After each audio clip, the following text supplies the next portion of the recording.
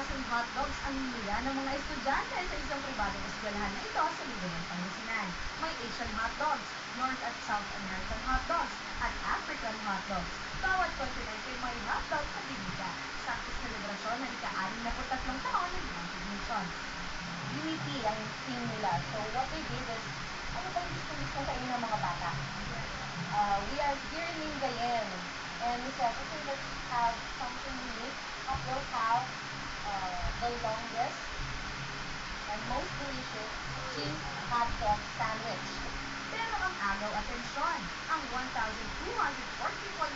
feet na cheese hotdog sandwich. Higit-4 na litong hotdogs ang pinagsaluhan ng mga cute na cute na batang ito. Tila tatapatan ng Guinness World Record ng kalutan ng bangus at mais na pinagmamalaki ng Pangasinan. Actually, this is our third time to make records. First was the banana queue.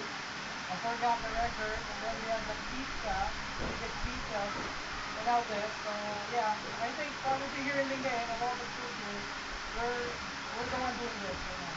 Ang hotdog ang isa sa pinakasikat na pagkain pambata at nang matapos ang kainan, kanya-kanyang take na ng mga hotdog na ito. Pero ang ilan, ipapamigay daw sa mga may hirap na bata sa lugar.